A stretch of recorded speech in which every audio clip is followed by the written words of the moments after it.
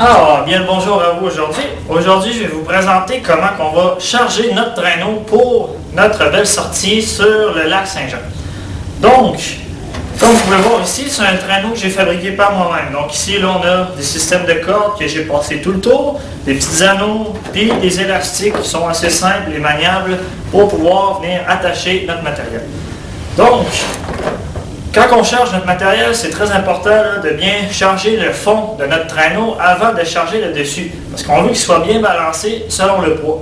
Donc, il faut vraiment que notre matériel soit impeccable lorsqu'on le charge. Puis il faut qu'on soit minutieux de jour en jour parce que plus qu'on avance, bien, plus qu'on a tendance à vouloir le garrocher dans notre traîneau. Mais il ne faut pas faire ça. C'est important qu'il soit bien chargé. Fait que pour charger notre traîneau, c'est important de venir protéger nos équipements qu'on va y insérer dedans. Deux façons possibles de le protéger. Soit qu'on englobe le tout dans une bâche, comme dans un burrito, ou sinon on vient mettre une housse par-dessus. Moi, aujourd'hui, je vais vous présenter comment on le fait dans un burrito. Donc, ça prend une bâche pour le faire. Donc, une fois que la bâche est installée, c'est important que ça vienne recouvrir l'entièreté de notre traîneau. Une fois que c'est fait, là, on peut venir insérer notre matériel. Donc, voici mon sac, mettons que je partirais pour la sortie. Ce qui est important dans notre chargement, c'est d'y aller selon le poids. On veut vraiment que le poids le plus lourd soit à l'arrière. Donc, le sac que j'ai ici, c'est un sac d'expédition, mais on aurait très bien pu prendre, mettons, un duffel bag ou peu importe le sac de valise, de voyage. Moi, ce sac-là ici, je l'ai chargé pour que tout mon poids le plus lourd soit à l'arrière et le plus léger en avant. Donc là-dedans, j'ai exactement ce que vous allez avoir pour l'expédition, ce qui veut dire sac de couchage, tapis de sol, des vêtements de rechange pour le soir, des vêtements chauds si, admettons, il y en a qui sont mouillés, donc un peu de nourriture aussi, de l'eau. Donc c'est vraiment le nécessaire pour bien dormir en camping d'hiver. Donc, tout le plus lourd est à l'arrière. Si jamais vous voulez aussi vous amener un sac de jour plus léger, ben, on peut toujours le prendre et venir l'insérer à l'avant de notre gros sac. Donc, ça vient bien remplir notre traîneau. Une fois que notre équipement est installé, là, il faut venir l'emballer correctement.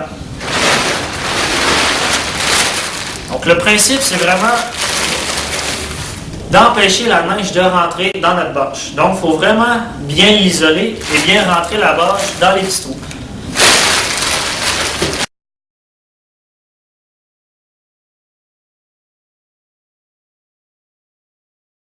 Une fois le tout bien emballé, des fois ça peut avoir de l'air super gros. Par contre, il faut vraiment faire attention à ce qu'on ne soit pas trop haut, parce que si on est trop haut, on va être débalancé.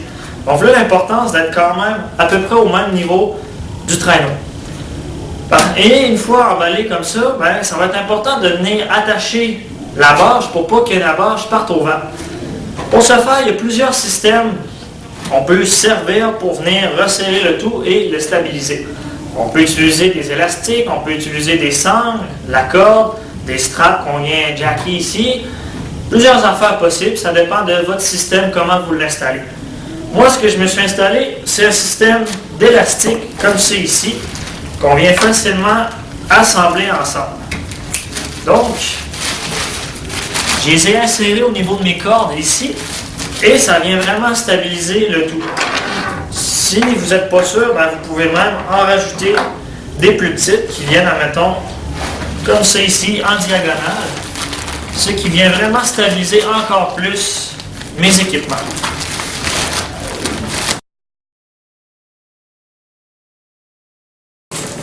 Le plus important là-dedans, c'est que le tout soit stable. Donc, si vous voyez, j'ai beau le voir le lever, ça reste en place, ça ne bougera pas de là. Donc, admettons qu'on serait dans une tempête, ben mon stock resterait sur son traîneau et je ne le perdrais pas. Et en plus, avec ce système d'élastique-là, ben, il est possible de venir insérer des équipements rapides d'urgence. Donc, c'est très important de respecter le centre de gravité parce que si on est trop haut et que le vent vient prendre dans le traîneau, ben, il est possible qu'il vienne canter sur le côté. Ce qu'on veut éviter. Donc, c'est pour ça qu'en étant un peu plus bas, plus au niveau du traîneau, on est capable d'avoir plus de contrôle sur notre traîneau. Aussi, ça va être important lors de notre équipement de bien balancer notre poids de gauche à droite. Parce que si on est trop lourd sur un côté, ben, on va être tendance à avancer comme ça lors de notre progression. Ce qui risque d'avoir plus de résistance, puis ça va être plus difficile à avancer lorsqu'on va avoir un débalancement de notre équipement. Donc, c'est très important d'être très bien balancé et d'avoir, comme j'ai dit tout à l'heure, le poids le plus lourd à l'arrière. Donc, c'est vraiment comme ça qu'on charge notre matériel. Et comme ça ici, ben, on va se progresser avec la facilité et voilà comment on vient charger notre traîneau. Merci de m'avoir écouté.